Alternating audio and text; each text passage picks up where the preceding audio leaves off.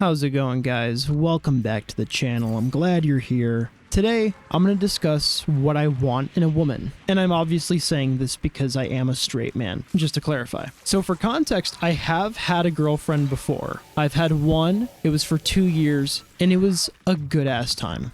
There was a ton of ups, a handful of downs, but more importantly, it was a huge learning experience. We met at the tail end of high school 2 weeks before graduation, and then lasted for a whole 2 years there. Unfortunately, we went to different colleges, so during most of the school year, I couldn't easily get to her, which was a shame. We were both dorming at our different schools, so we were just divided for a lot of default life. I'm now going to go over some of the qualities that I want in a woman, and a lot of these she literally had, so this definitely isn't a diss to her. The first thing is I want a woman, and what I mean by that is someone who's not going to be pushed around. I don't want some 1960s housewife who just says yes sir and will follow me around blindly. I want someone that can stand up for themselves and even put me in my freaking place. If I'm being a moron, I would love her to call me out on it to help me become a better person. I wouldn't want her to suffer under my ignorance. The next quality is that I am indeed attracted to her. If I'm not attracted to her, then she can still be an excellent person.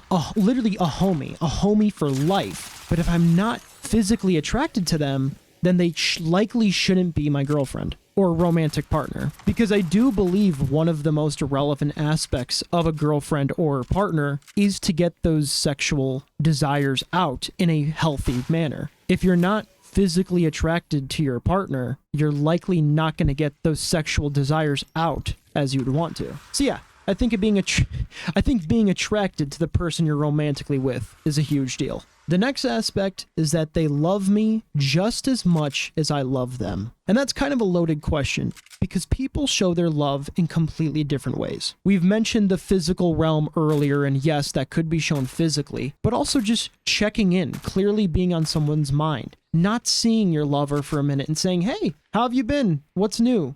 How you doing?" Or thoughtful gift giving, or just overall kindness, mindfulness, clearly caring for the person you're into. That is obviously a huge deal for me. And to go along with that, someone who's there for me. And of course, vice versa, right? I should also be just as there for her as she is for me. And I actually have some stories from the past that go with this trait. My first semester of college was a very, very stressful time. It was stressful because I had a girlfriend for the first time, but we were divided, unfortunately, because of our school situations. I missed her so much. She was on my mind all the time, but I couldn't literally be with her, and it hurt like crazy. And I also just wasn't the most passionate about school. My take on college is that I'm here because I might as well be, not because I passionately, really want to be in college. It felt like things were sucking, I was stressed, and how my body reacts to stress is through my skin. I looked like a zombie. It was really bad. And I remember the day I looked the worst, my girlfriend pulled up and was there for me.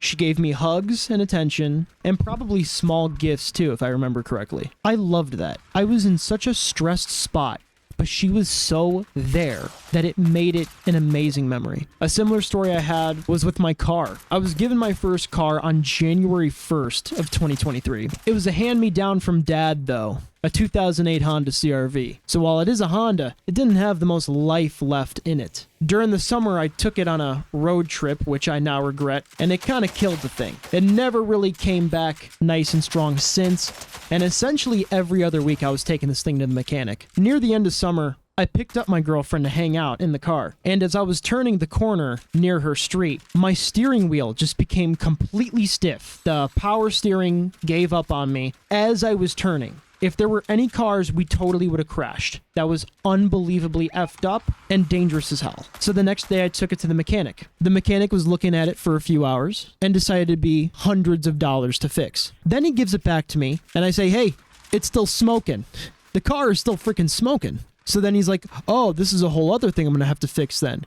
And it's another hundreds of dollars on top of what was already done and even more time it'll need in the shop. When I heard that news, that freaking killed me. And what happens?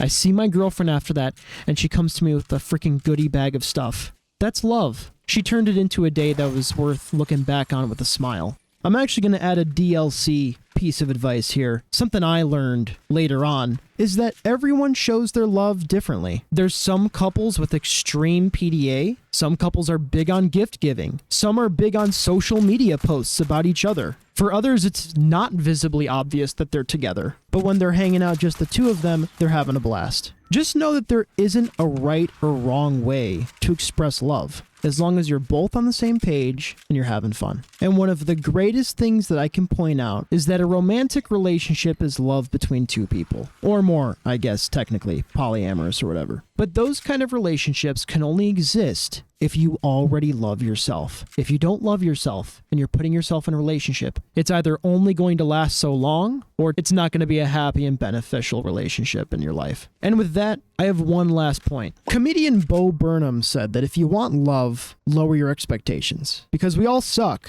but love can make us suck less. I would say more accurately, instead of lowering your expectations, just set realistic expectations. Don't be wishing for the kind of lover that literally can't exist, or a lover that basically wouldn't be human. You don't want the most perfect person in the world. I don't think anyone does. But you want someone that just genuinely loves you and you genuinely love them. And with that, let me know if you have any stories in the comments. Feel free to subscribe. I love you, and I'll see you in the next one.